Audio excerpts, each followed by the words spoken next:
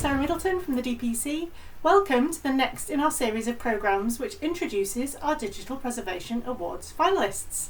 We're reminding you of their impressive work before we reveal the winners this Thursday, World Digital Preservation Day, at 12 noon UK time. Each episode we're looking at one of the awards categories in turn and the excellent projects which have been selected as finalists for each. Today we're going to be looking at the National Archives Award for Safeguarding the Digital Legacy.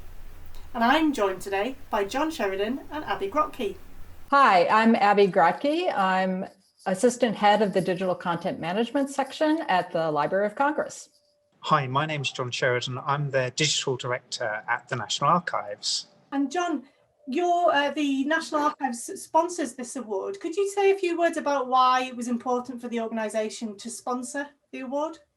So the Digital Preservation Awards are a wonderful opportunity to recognise the best of digital preservation practice. Now, for the National Archives, we are archive sector lead in the UK.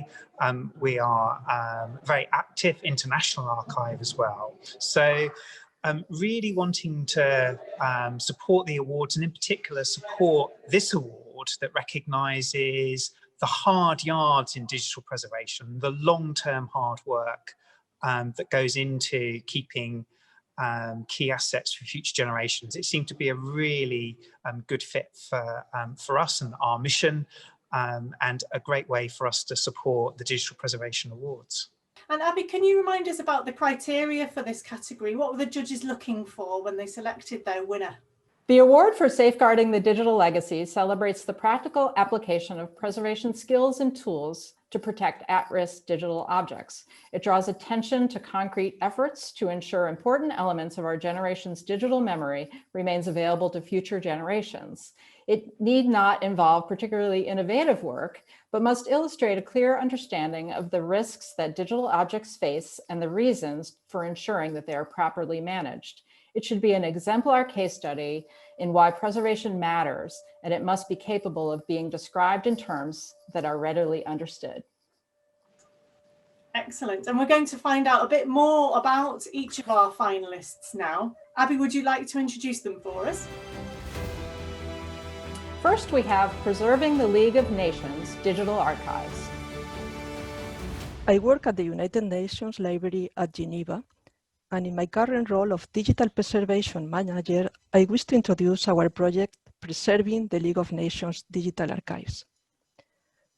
After a short introduction to the archives, I will review the project, the challenges, the solution, the outcome, and the future. The League of Nations Archives consist of almost 3 kilometers of documents dating from 1919 to 1946. Their international importance has been acknowledged by UNESCO with their inscription on the Memory of the World Register. This is an extremely fragile material.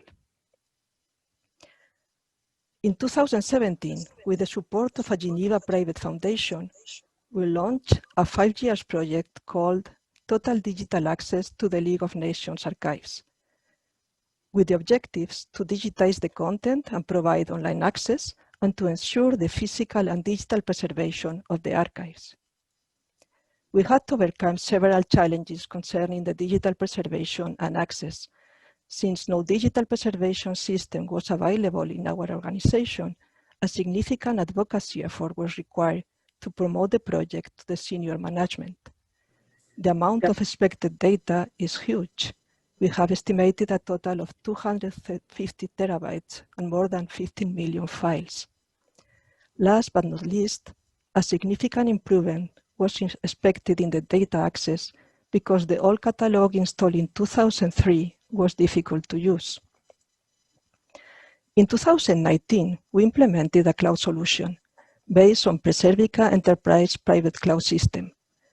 But then the scanning operations had already produced millions of files that we were keeping in local shared drives. And it was clear that we need to automate the ingest process. We have used Preservica APIs for the submission of data. We have included in the package the descriptive metadata that we have exported from the catalog. We have also minimized the long-term storage cost. Access copies are stored in low-latency Amazon Web Services S3 for immediate access, while preservation copies are stored in low cost last year. The outcome of the project, 110 terabytes of data were ingested in 6 months thanks to the complete automation of the workflow, and it is going now. The structure of the archives catalog has been maintained. The OCR embedded into PDF documents will facilitate the search and discovery for the users. Ingested data immediately is available for researchers for the moment through the Preservica portal. What we plan to do next? Implement a new archives management system that will be synchronized with Preservica for metadata updates, and develop our own access portal directly connected to Preservica. And all this to achieve the final goal: strengthen multilateral diplomacy and international relations by ensuring access to the archives for current and next generations of researchers from all over the world. The next is UK Web Archive, celebrating 15 years. But yeah, it's a real privilege for us to join the finalists for Safeguarding the Digital Legacy Award. And it's fantastic to be in such good company alongside the Preservation of the League of Nations Digital Archive we've just heard about, and the Amplifying Change project. So this year, the UK Web Archive celebrates its 15-year anniversary. And anniversaries are important because they offer us a point to look back, to give us a longer-term perspective on our work, but also because they prompt us to think about our values as well as our legacy. So thinking about our values, preservation and legacy, I want to talk about 3 things that we're really proud of. Firstly, we've always stressed that the content matters, and this has led us in everything else. So communication on the web is primarily about the people and the communities that we share our lives with. And preservation of the web matters because it's vital to how we understand ourselves now and how we understand our recent past. So from our beginnings, we've made the case that the web is not trivial, it should be valued, and we continue to make that case. Being led by content can result in complex and innovative technological interventions, such as how we work through the continued monitoring and refinement of our domain crawls to ensure we're as comprehensive as we can be. But it's also about making sure we understand the content and the people creating it. And I was thinking very much back to the session we've just heard there. So we also reach out to communities and groups to help create collections. And this leads to my second point. We work collaboratively. And this has been at the heart of the UK Web Archive, which has always existed as a collaborative venture between organisations. And now we link up the 6 legal deposit libraries of the UK. Collaboration is vital to build and maintain the capacity that all organisations active in web archiving need to meet the preservation challenges presented by the live web.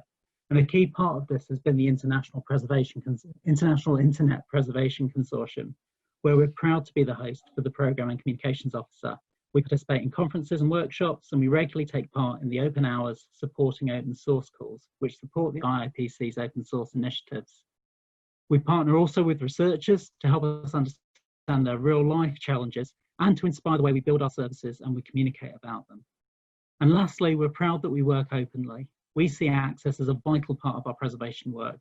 We seek permissions to make selected archive web content openly available, and we look to use existing licenses to make other content available.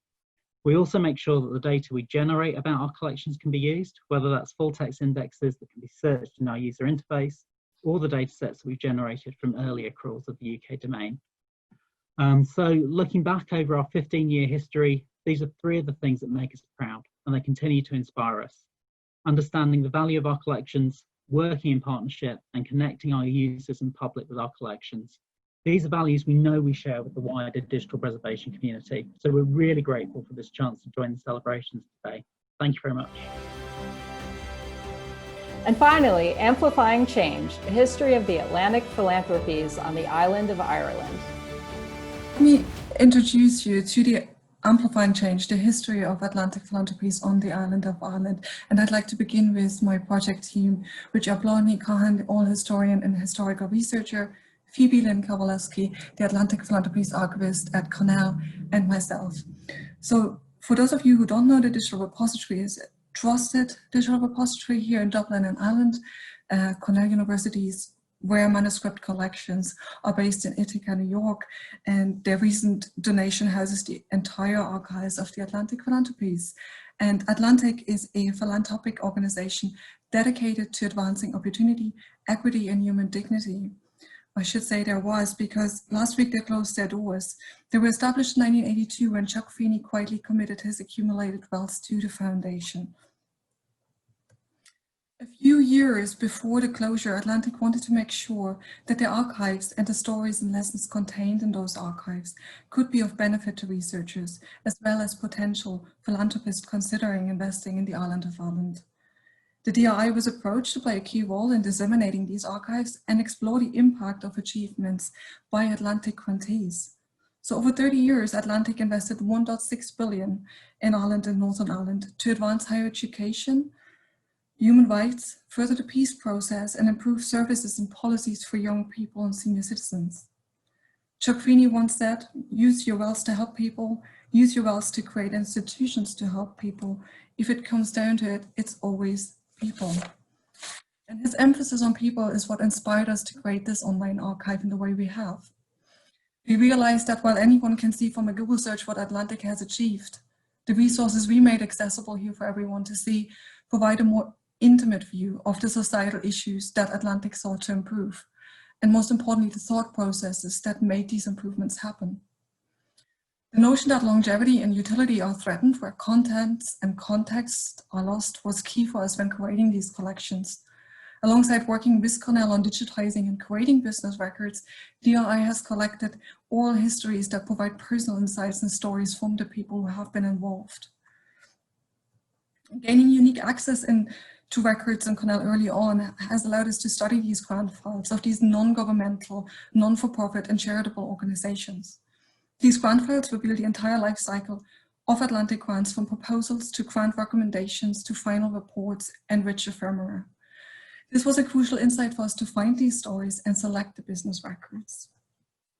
In entwining these documents and stories through rich metadata, we seek to enable discovery. We are hoping this archive will be a resource for those researching social, historical, and economical change, or be informative and inspire how to bring about such change. In this archive, you can listen to the advocate for migrants, who highlights the importance of independent funding, or the specialist in conflict resolution on how their work was supported. You can listen to the author of the research report called Visible Lives and highlighted the needs for the older LGBTQ community and read it. Or look at the groundwork behind Island Citizen Assembly, and there's much more such great examples. We covered about 30% of investment grants on the island, and we spread them evenly across issues, periods, and geographical locations. And I'd like to invite you to experience this archive. To me personally, it has acted as a catalyst to realize the sheer amount of combined energy that is needed to bring about societal change. It has made me appreciate the human rights we have and realize how vulnerable equality is. Thank you.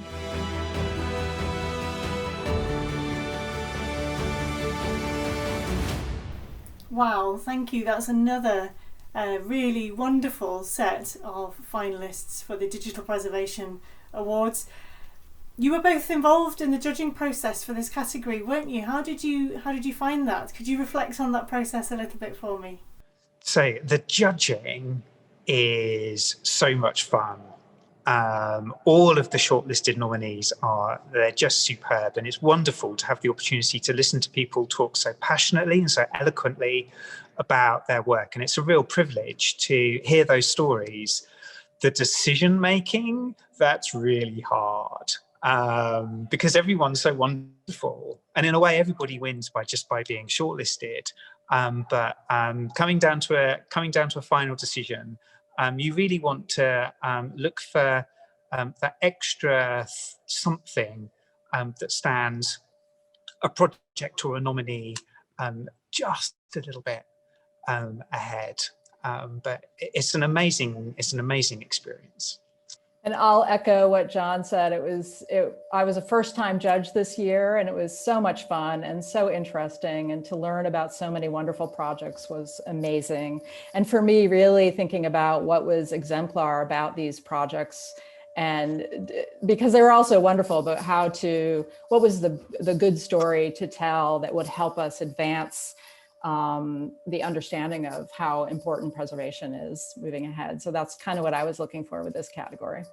Excellent, thank you both. And of course, we're going to reveal that winner. There was a decision made, I take it. So we'll reveal that winner on Thursday, World Digital Preservation Day, 5th of November at 12 o'clock on UK time. And the digital preservation community can watch along. You can watch live on the DPC website at dpconline.org/events/digital-preservation-awards. So we look forward to seeing you there.